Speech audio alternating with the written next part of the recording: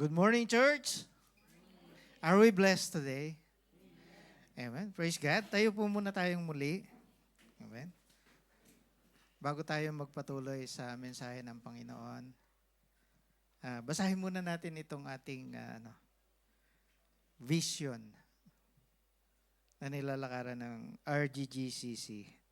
Sabay-sabay po natin basahin. Redeeming Grace Gate Community Church is a Christ-like community where everyone is a minister of God's Word, providing a divinely comforting home with passionate worshiping members, equipped and committed leaders, and with abundant resources, reaching out people in the Philippines, in Qatar, and the rest of the world. Basahin din po natin ang ating teksto this morning. Sabi diyan sa Romans 8, verses 35 to 39, sabi diyan, who shall separate us from the love of Christ? Shall trouble, or hardship, or persecution, or famine, or nakedness, or danger, or sword? As it is written, for your sake we face death all day long. We are considered as sheep to be slaughtered. No, in all these things we are more than conquerors through him who loved us. For I am convinced that neither death nor life, neither angels or demons, neither the present nor the future, nor any powers, neither height nor depth, nor anything else in all creation will be able to separate us from the love of God that is in Christ Jesus our Lord. The title of the message of the Lord this morning is Inseparable Love. Allow me to pray. Hallelujah. Ama naming Diyos na nasa langit, banal at makapangyarihan sa lahat. Muli, Lord, lumalapit po kami sa trono ng iyong biyaya at habag, Panginoon, this morning, Lord. Ano man, Lord, ang mga bagay na hindi sa iyo, Panginoon, na nakikita mo sa aming puso, Panginoon. Lord, inihiling ko po, Ama, na kami iyong linisin, Panginoon, at patawarin sa mga pagkukulang po namin in our shortcomings. Lord, forgive us. At anuman, Lord, ang nagawa namin, Lord, sa isip, sa salita, Lord, forgive us our sins, O God.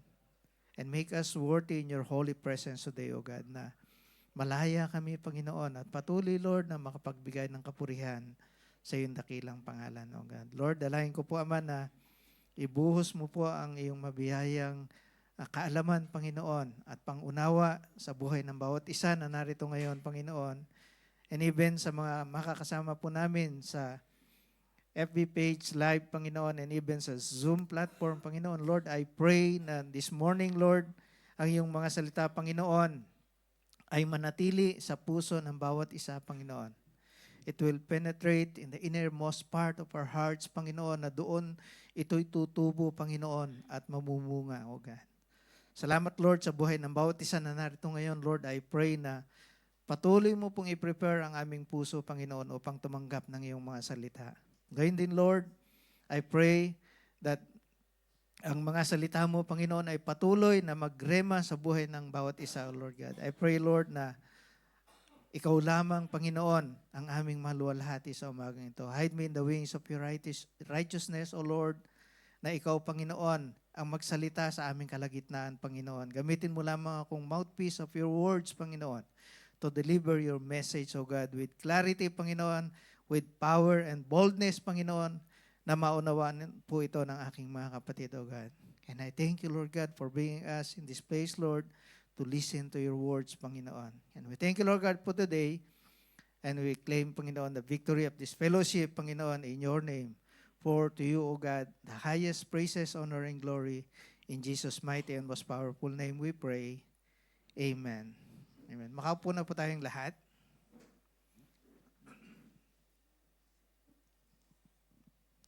Sabi doon, who shall separate us from the love of God?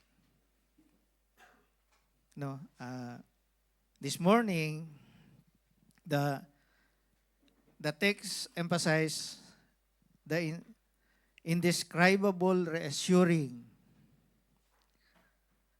nature of God's love and its unbreakable bond between believers and the love of Christ, affirming that can separate us from God's love. Regardless of the trials we face, it serves as a powerful reminder of the assurance and strength found in faith. In particular, is a celebration of salvation, fullness, and assurance for believers. Si Apostol Paul, he lays a strong theological groundwork that involves themes of grace, justification, and righteousness. Alam po natin na. The next slide, please. The indescribable and reassuring nature of God's love and its unbreakable bond between you and me and the love of Christ, affirming that nothing can separate us from God's regardless of trials we face. Every day meron tayong kinakaharap na pagsubok sa buhay. Paggising pa lang sa umaga hanggang sa paghiga natin sa gabi, we're facing different situation in our lives. Lalo na pagdating sa trabaho, especially doon sa mga nagtatrabaho sa construction firm. Yung mga nagtatrabaho sa opisina, medyo ano pa yan, maganda ang kanilang environment. But pagdating sa labas, they're facing different situation there. Especially during summertime, no? Grabe ang kinakaharap nilang yung sa sitwasyon nila na sobrang init. Humidity, yung init ng panahon, at yung pressure sa mga managers. Talagang andun yung battle ng mga construction team. And even sa atin, minsan sa opisina, meron ding mga pressure. Especially kapag merong mga target. No? But before that, the Lord already binigyan na tayo ng foundation na ipinapaalala sa atin that His love is inseparable to each and everyone. In every situation, ano man yung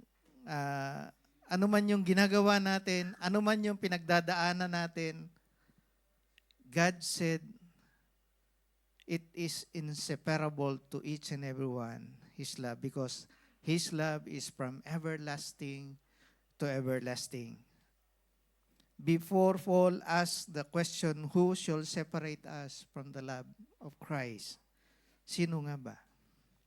Sinabi na doon, he explained that the universal problem is that though we are sinners, yung remedy of God prepared for us is to send His only begotten Son para yung problema ng tao ay maresolba.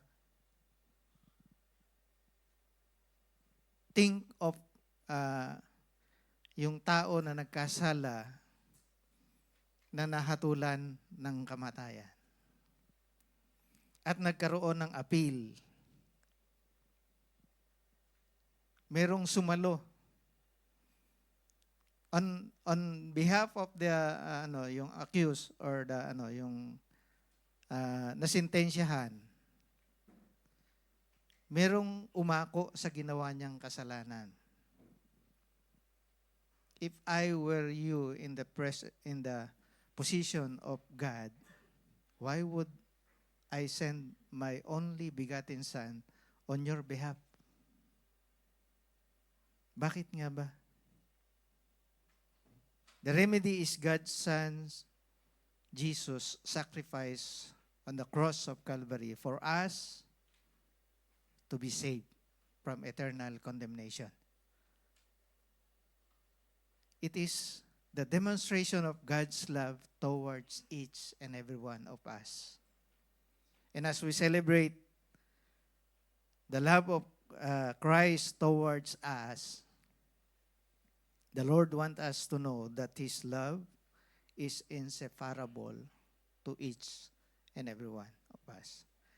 The past, the future, or your present, hindi mababago ang plano ng Diyos sa ating lahat. It begins and ends with the declaration of the Christian absolute security before God.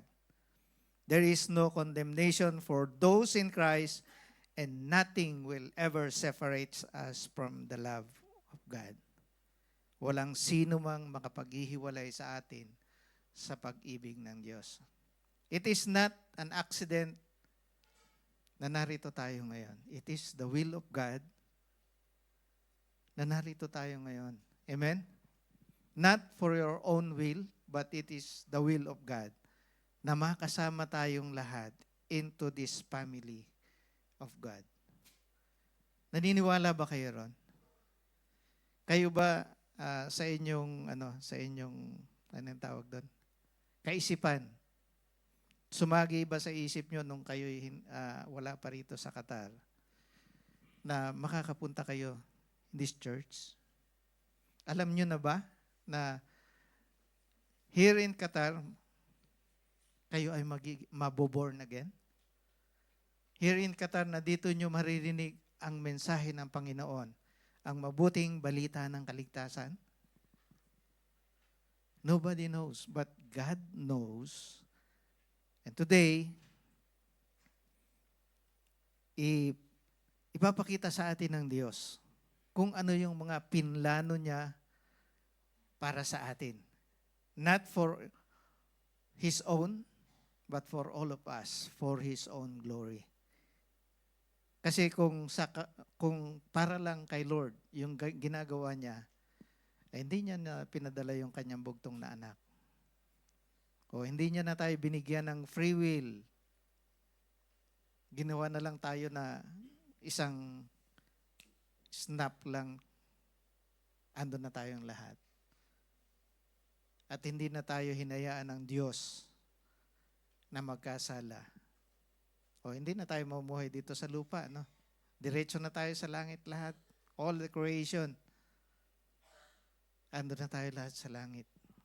Wala tayong free will. But God loved us so much na binigyan tayo ng ganoong assurance. Though we are sinners, still the plans of God to bring us back home with Him through His Son, Jesus Christ. So, this morning, maunawa natin na for I am convinced that neither death nor life, neither angels nor demons, neither the present nor the future, nor any powers, neither height nor depth, nor anything else in creation will be able to separate us from the love of God that is in Christ Jesus, our Lord. And that is the message of the Lord this morning. The inseparable love of God affirms, una, God's love is stronger than every fear. This sentiment is beautifully captured in some verses in the Bible that emphasizes the power of love over fear. Ang sabi sa Isaiah 41:10, "Fear not, for I am with you. Be not dismayed, for I am your God. I will strengthen you. I will help you. I will uphold you with my righteous right hand." This verse reassures us of God's presence and support in times of fear and uncertainty. You remember the message of Pastor Emmer about overcoming fears? And that's affirmed that God's love is stronger than every fear. Ngayon, let us identify your fears in life. Yung mga tinatawag nating phobia. Tingnan natin, next slide please. Sabi doon, meron tayong fear related to natural environment. Ano ba yung mga natural environment? Meron takot sa dagat, tinatawag nilang hydrophobia. Merong takot sa storm. Merong kidlat. Merong kulog, tinatawag na astrophobia. And yung mga takot sa height, sa bundok, sa puno. Merong ganong mga phobia. And there's a lot of examples sa natural environment. The second is fear related to animals. Merong mga takot sa lizard, takot sa aso, may takot sa snake. Ang takot sa snake is opidophobia. May takot sa gagamba, may takot sa ipis. And other fears related to medical treatment or issues. Sino sa inyo yung takot sa bakuna? Nung elementary kayo, nagtatago kayo sa ilalim ng desk. Pag vaccination na. Sino yung takot makipagkita sa doktor? And there are fears that related to a specific situation. Like yung mayroong fear in height, yung may takot, merong mga tao na may takot sumakay ng eroplano, may mga taong takot umakyat sa mga bundok o magpunta doon sa lugar na sa gubat. And merong mga taong takot sa crowd. Ayaw nilang makihalubilo sa crowd. Those fears we experience. Meron takot. O iba yung takot sa asawa, no? Wala yatang doon. Wala yatang sa phobia. Takos sa phobia? Meron bang gano'n? And that is, we call respect and love. Hindi takot. Hindi takusa. No? We call that respect and love to each other. Walang takot. Sabi ng 1 John 4:18, there is no fear in love. But perfect love drives out fear. Sinasabi doon that love expels fear. Perfect love casts out fear. Kaya yung pagmamahal natin sa ating kabiyak, una may takot. Pero dahil sa pagmamahal, it overcomes our fear. Amen ba doon? Sino yung walang doubt before getting married? What will be after the marriage? May fear, di ba? We all experience the same.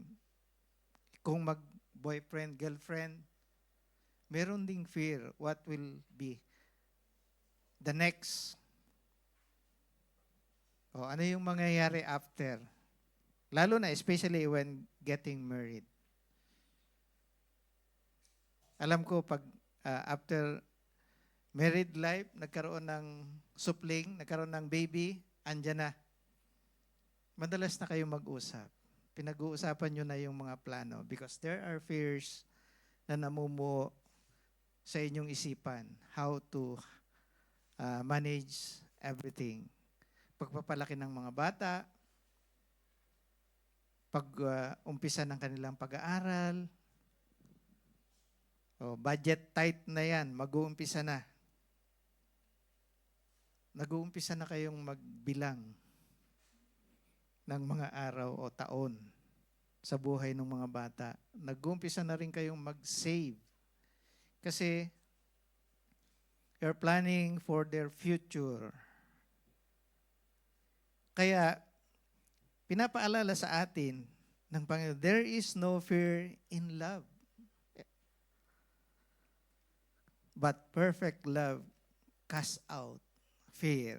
That means love is complete, love is mature, and it expels all fear.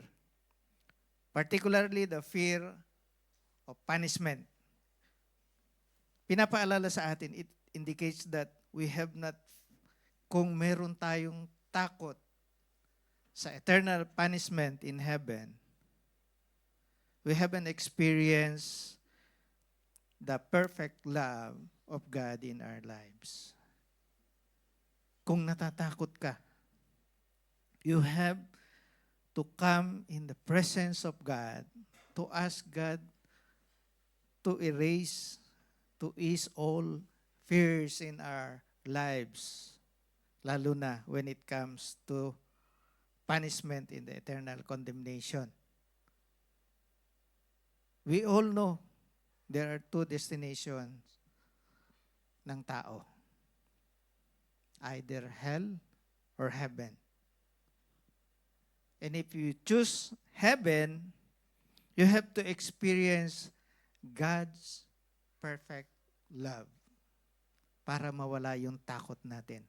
At anong kapalit ng takot natin? It is the believer's confidence and love rather than fear. Knowing that God's love for us is unconditional and transformative, which dispels fear and assures believers of their security in Him.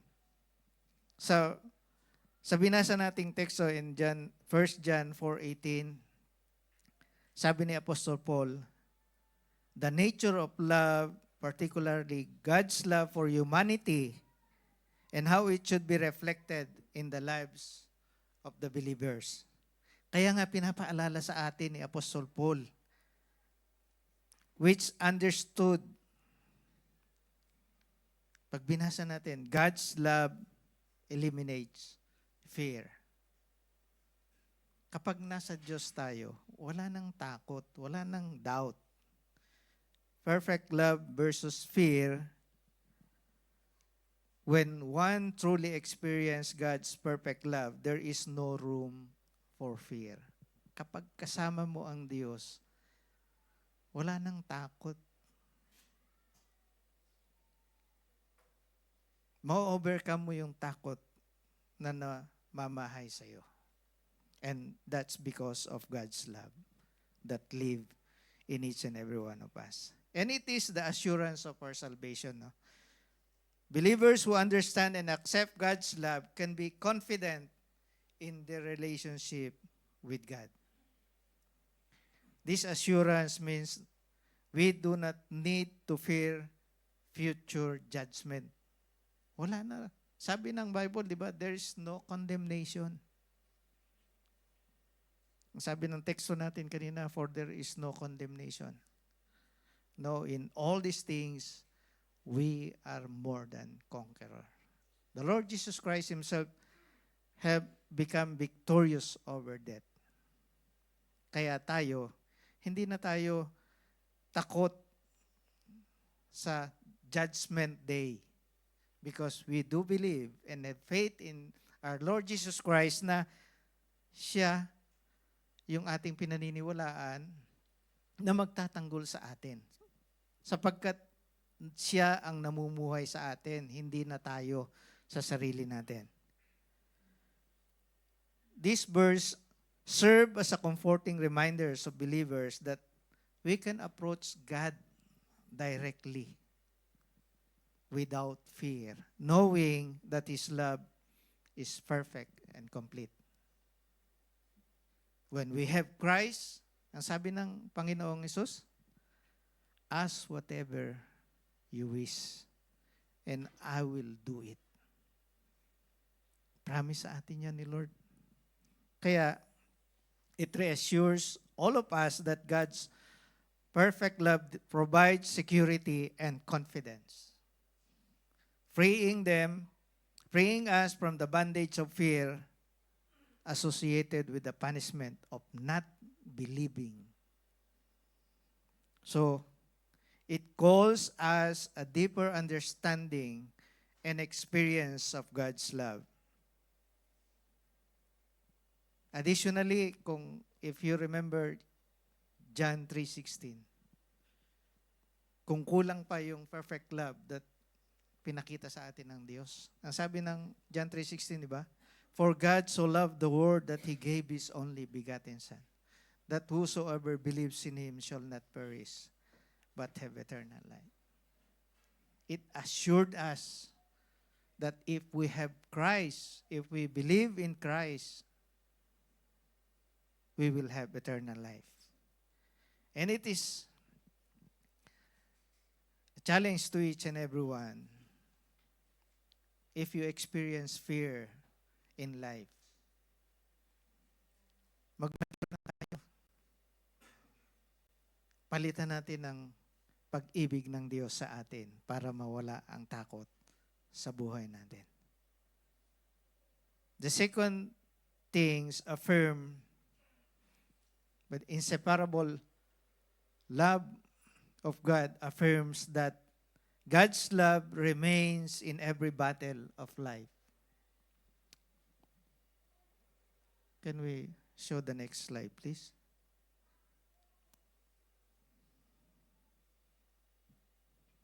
God's love remains constant and unwavering throughout every aspect of life.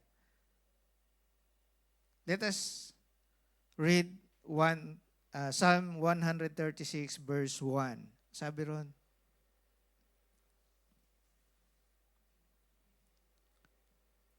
give thanks to the Lord, for He is good. His love endures forever. Sabi ron, His love endures forever. It emphasizes gratitude towards God for His goodness and everlasting love. It is a call to acknowledge and appreciate the divine mercy that persists through all circumstances. Neither death nor life, neither angels nor demons, nor anything else in creation will be able to separate us from the love of God. Ibig sabihin, even external forces, gaano man katindi yung external forces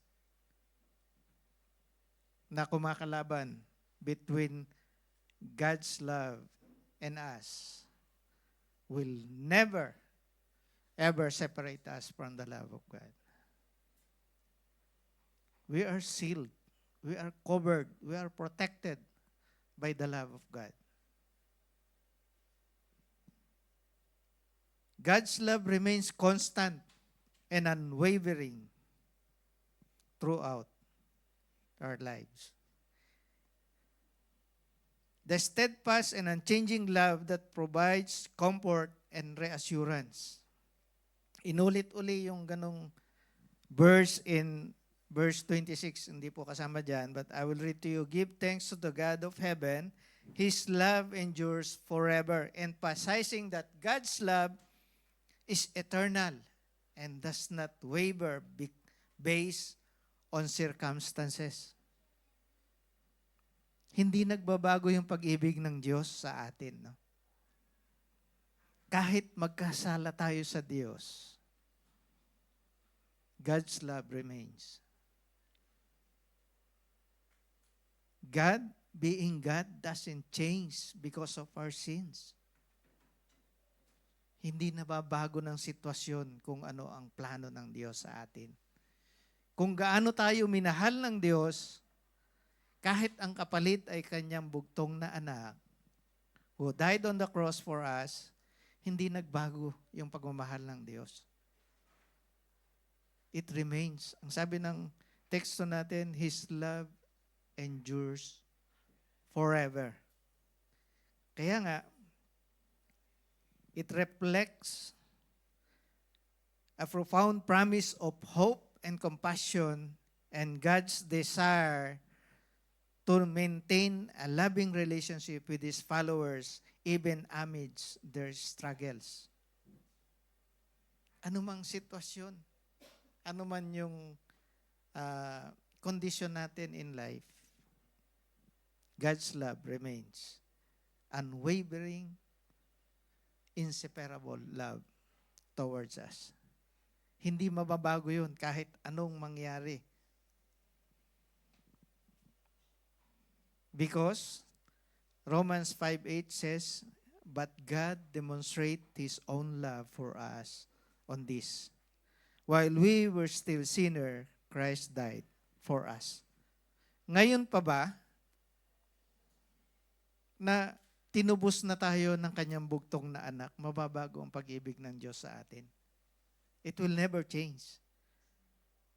God's love is demonstrated through Christ's sacrificial death for humanity, regardless of our past sins. It serves as a powerful reminder of the unconditional nature of God's love and grace towards us, which is available to all who will believe in Him. Ang requirements lang, no? Believe in our heart and confess with your mouth that Jesus is Lord, and we will be saved. Especially in our text this morning in Romans 8:38 to 39, sabi ron, "For I am convinced that neither death nor life, neither angels nor demons, neither the present nor the future, nor any powers, either height or nor depth, nor anything else in all creation will be able to separate us from the love of God that is in Christ Jesus our Lord." It emphasized that nothing can separate us from God's love, reinforcing the assurance of salvation through faith in Christ, that love of God is unconditional. If we embrace this truth, it encourages us to extend the unconditional love of God to others. Magagawa natin yun if this divine love reflects into our lives and receive His unconditional love. It will manifest in our lives. At magagawa din natin sa iba yon. Magagawa natin in our community and even in our workplace. It will emanate God's love to them. It will radiate God's love towards them kapag andun sa atin ang pag-ibig ng Diyos. His love is always present regardless of our circumstances. The third thing is, the inseparable love of God affirms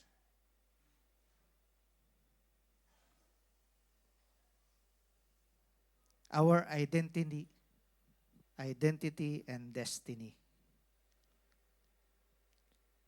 God's love secures our identity and destiny. God's love secures our identity and destiny by providing a foundational belonging and purpose. Una, yung unconditional love of God. Pangalawa, yung identity in Christ. In Ephesians chapter 2, verse 19, sabi doon, "So then you are no longer strangers and aliens, but you are fellow citizens with the saints and members of the household of God." This is our new identity in Christ. Hindi na tayo yung sa isang pamilya na tinatawag na anak sa labas. We belong to the family of God. Believers are adopted into God's family through faith in Christ, which redefines our identity as His children. Kasama tayo, members of the household of God. Sino ba ang ayaw na maging isang legitimate sons and daughters of God? Dati, di ba, on the Old Testament time, it was Israelites who are chosen to be the people of God. But when Jesus came, nag-leak yung salvation sa atin. At yung mga mananampalataya sa Panginoong Hesus, they gave the right to become children of God. Kaya tayo, sa ating identity in Christ, we have this privilege to become members of the household of God. So, ang daming opportunities when you were in the family of God. Amen po ba doon? Unang-una, privilege tayo to be called sons and daughters of God. Secured na yung natin, final destination. No? Meron na tayong sealed na pag-aari tayo ng Diyos because we belong to the family of God. It highlights the unity and belongingness of each believers, you and me, to have within the community of faith, believing the Lord Jesus Christ and become members of the household of God. God's love reassures us of our identity and purpose. Katulad ng binasa natin kanina sa Jeremiah 31:3, which emphasizes that we are loved with an everlasting love. Mahal tayo ng Diyos. Hindi lang kahapon, hindi lang ngayon, maging bukas. Patuloy yun. Everlasting. Walang katapusang pagmamahal ng Diyos sa buhay ng bawat isa. Our identity is rooted in the grace and mercy of God. Hindi sa sarili nating gawa. It is by grace, through faith. Kaya ang sabi ng Ephesians 2, chapter 2, verse 4 to 5, sabi ron, but God is so rich in mercy and He loved us so much that even though we were dead because of sins, He gave us life when He raised Christ from death. And it is only by grace that we've been saved through faith. Sabi ng Ephesians 2:8 and 9. Wala tayong pagmamalaki. Lahat yun gawa ng Diyos. God's love and grace towards humanity, emphasizing despite our imperfection, His love is unwavering and transformative. Kaya nga ini-encourage tayo to remain in His love.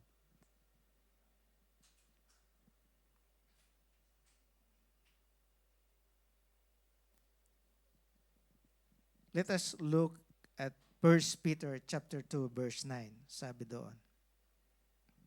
Tingnan natin ito. As a part of a chosen race, believers are called to live with confidence and purpose, which speaks of being royal priesthood. Ang sabi doon, but you are a chosen people, a royal priesthood, a holy nation, a people for God's own possession, to proclaim the virtues of Him who called you out of darkness into marvelous light. It emphasizes the identity and purpose of believers in Christ, highlighting the special status and mission for us. Through this aspect, God's love not only shapes our identity, but also provides a source of strength and purpose in our lives. Are you not happy? You're a chosen people, a royal priesthood of God, a holy nation, God's own possession. Pinili ka ng Diyos.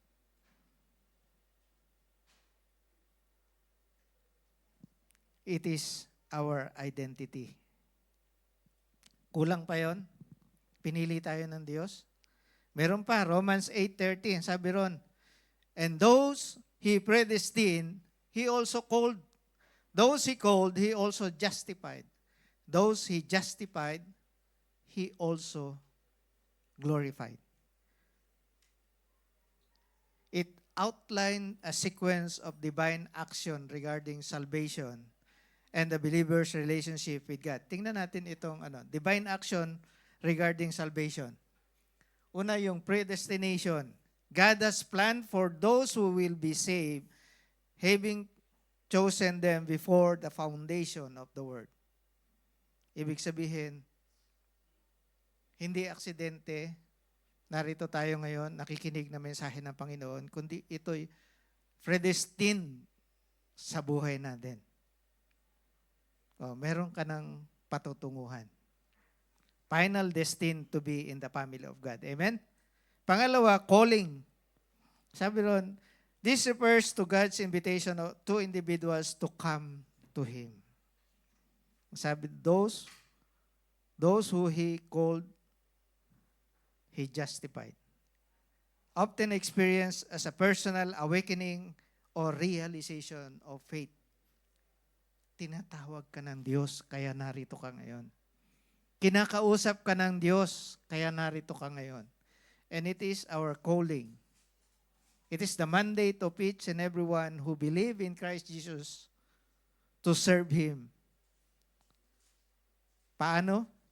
Ang sabi ng Bible, di ba? Go ye all over the world.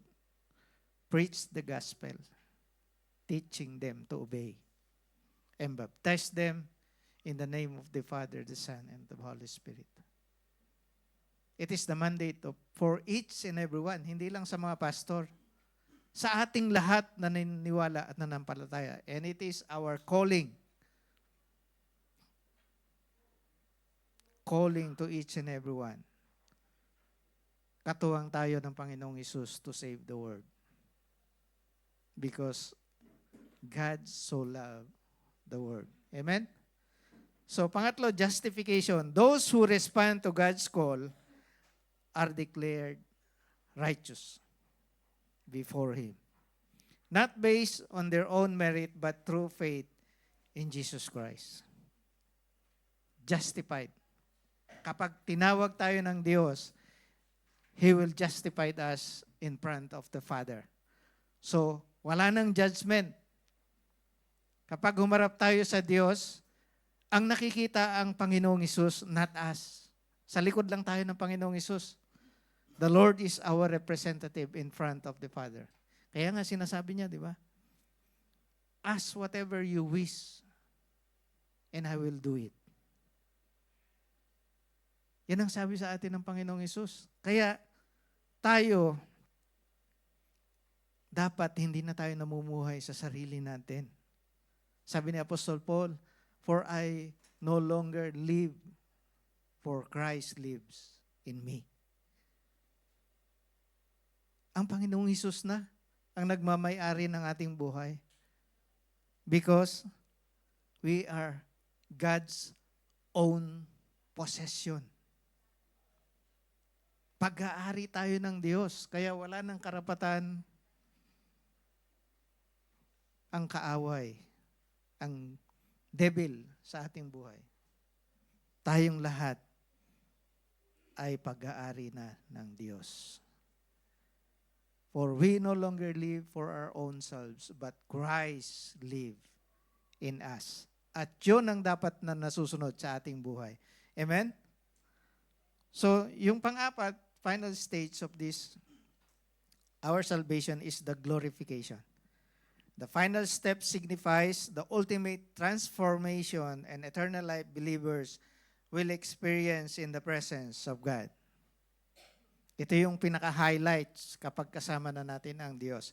Ipe-present tayo ng Panginoong Hesus. Amen? Diba? It's a glorious day na ipapakilala tayo ng Panginoong Hesus in the presence of the Holy God in heaven. The glorification.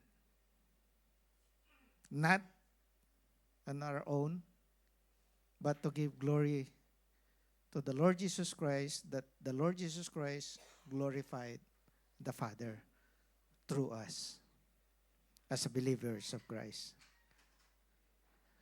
The assurance of salvation for believers, emphasizing that once God has called someone, they justified and assured of their glorification.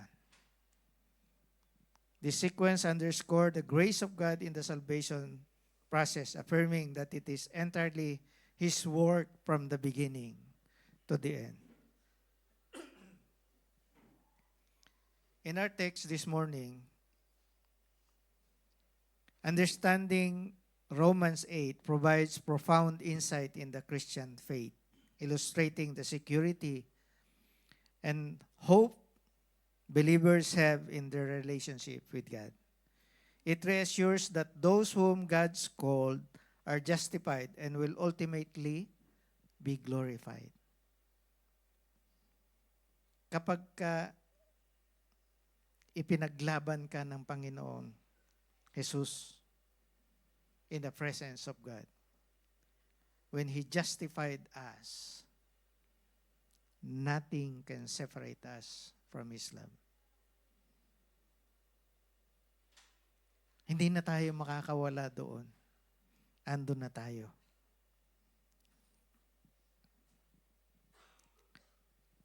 It reassures that those whom God calls are justified and will ultimately be glorified, reflecting the depth of His love and purpose for humanity. It is a cornerstone for discussion on salvation, grace, and the believer's journey in faith through Christ our Lord. Tayo po tayong lahat. Sa Romans 8, chapter 8, it begins and ends with declaration of the Christian absolute security before God. There is no condemnation for those in Christ, and nothing will ever separate us from the love of God. Do you believe that God's love is from everlasting to everlasting? Amen? Alam nating lahat. It is stronger than every fear we are facing every day. Our identity is in Christ.